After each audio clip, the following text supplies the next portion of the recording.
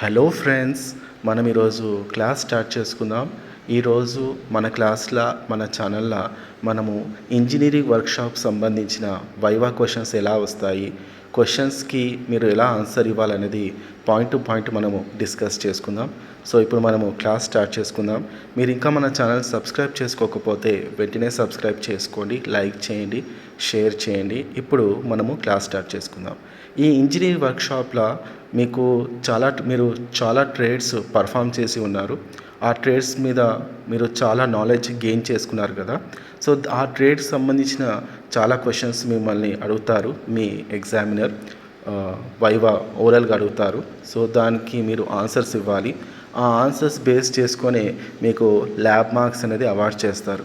Okay, so మీకు internal అయిపోయింది, ఇప్పుడు మీరు ఎక్స్టర్నల్ వెళ్తున్నారు. ఎక్స్టర్నల్ చాలామంది స్టూడెంట్స్కి సబ్జెక్టు మైండ్లో ఉన్న దాన్ని చెప్పలేకపోతారు. ఓకే, సో ఇది డిఫికల్టీ ఉంటుంది స్టూడెంట్స్కి. ఆ డిఫికల్టీ పోవాలి. ఆ డిఫికల్టీ పోవడానికే ఈ క్లాస్ అనేది నేను ప్రిపేర్ చేసిన.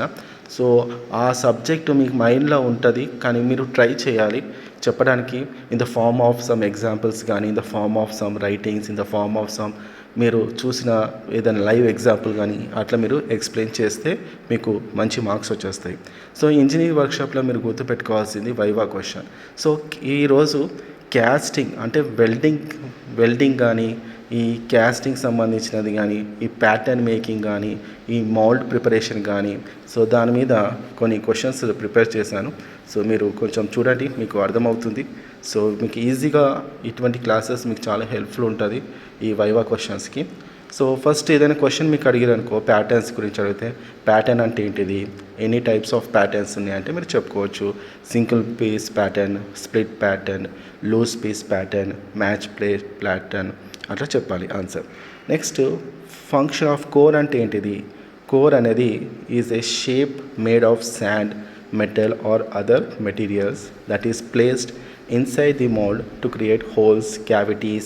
అలా మీరు ఓన్గా చెప్పాలి, మంచి బాడీ లాంగ్వేజ్ యూజ్ చేస్తూ మీరు ఆన్సర్స్ చెప్పాలి. తర్వాత ప్యాటర్న్ మెటీరియల్స్ ఏమేమి ఉన్నాయంటే వుడ్, ప్లాస్టిక్, మెటల్ అట్లా చెప్పాలి. తర్వాత foundry, master pattern used in foundry అంటే టు క్రియేట్ మల్టిపుల్ మోల్డ్స్. అట్లా మీరు ఆన్సర్ అనేది ఐడియల్గా కూర్చోవద్దు, ఎగ్జామినర్ ముందు ఆన్సర్ అనేది కరెక్ట్గా చెప్పాలి.